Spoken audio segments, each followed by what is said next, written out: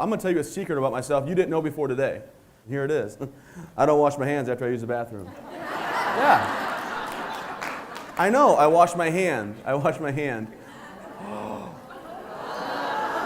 Are you kidding me right meow? I know. You see, I tell jokes to disarm the situation. Oh, knee slapper. For our first deployment, I went overseas for 15 months. While I'm over there, I meet my medic, who's a good friend of mine, and we're hanging out. Well, this MySpace friend request pops up, and there's the picture right there.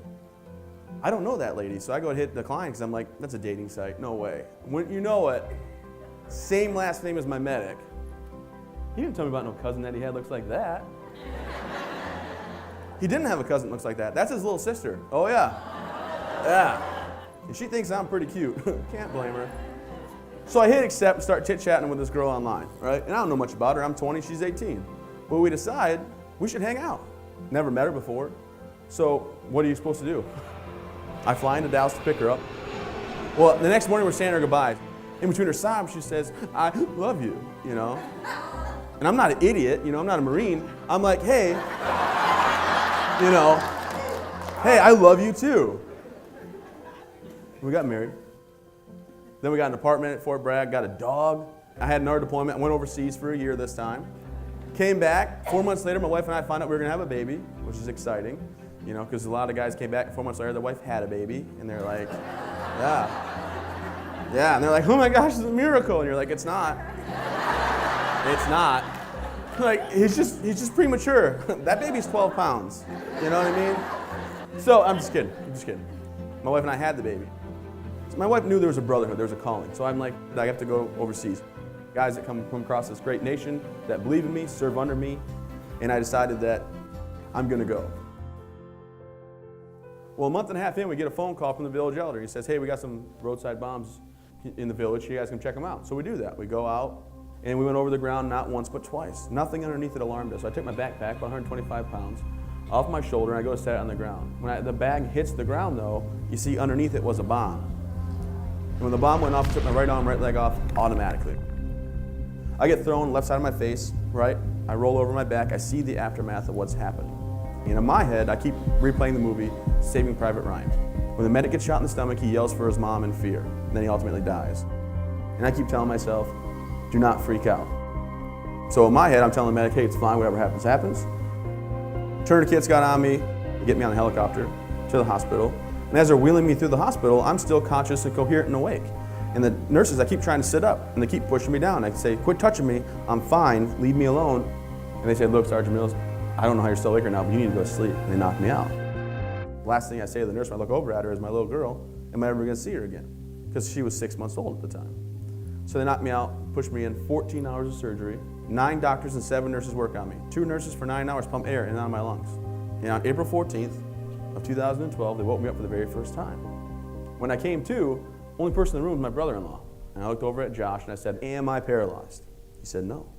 I looked at him again and I said, Josh, I can't feel my fingers and toes, so tell me the truth. Am I paralyzed? He said, man, you're not paralyzed, but you ain't got him anymore. Immediately in my head, I was embarrassed, ashamed that I got hit. How can I be a father and a husband? And the biggest thing that went through my head was, why didn't I just die? How is this better than me just dying? I didn't want to talk to my parents. I did not want to talk to my wife and face reality. Finally, Josh says, look, man, I can only imagine what you're going through, but you got to call your wife and your parents. So I called my wife. She answered, I said, hey, what's up? I'm fine, love you, bye. Because I don't want to have this conversation. I call my mom and dad. Before I could get the phone hung up, my mom yells, hey, Travis, happy birthday, by the way, because that day was my 25th birthday. 3 days later, I arrived at Walter Reed. My wife came up to me as they're pushing me on the stretcher. And I looked over and I said, hey, Kels, you don't got to do this. Whatever we have in the account's yours. The house is yours. And financially, whatever I can do to help you and Chloe for the rest of your life, I will do that. But take everything we have and go. This isn't what I would choose for you. And she said, you know, I've thought about that. But handicap parking, oh, I want it. I want it. Yeah. So she stayed. She stayed. Now, she said, that's not how this works. We're going to get through this together. And when my daughter's in there looking at me, I think she's going to think her dad's a monster. I mean, look at me. And all of a sudden, she starts to laugh and giggle. And it dawns on me, I look like every single toy she's ever been given. Short arms, short legs, fuzzy chest. I'm a teddy bear. But for these two, I'm gonna get better.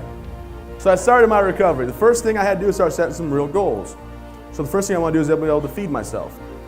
After that, you know what? It was time for me to start walking again. I knew it could be done. I had to get going and start walking. So 7 weeks and 4 days, just shy of 2 months, I took my very first steps at Walter Reed. It was very painful. When I got my legs on, they said you might walk 1 lap at the Military Advanced Training Center, which is about as big as a gymnasium. So I walked 3 laps that day just to prove I could. So I also had a goal. On my birthday, when I woke up, I was able to drive 6.5 hours home to North Carolina so I could see my men. Me hugging Daniel Bateson, the medic that actually saved my life. I never dwell on the past. I used to always wonder, what if I didn't step there? How can I go back in time? I'd close my eyes and I'd wish and I'd pray for it not to happen, but it's not the case. So instead of dwelling on the past, I reminisce the past. I had 25 great years. I've had 6 wonderful years since. You can't always control your situation. But every day, I wake up thankful that I'm still here with my family.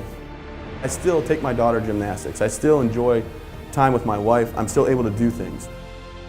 I realize life's going to be forever changing. There's always going to be something that you have planned out, and all of a sudden you have to have a new direction. Embrace that change, and no matter what's scary or seems impossible, always push through because it's going to get better if you make it that way.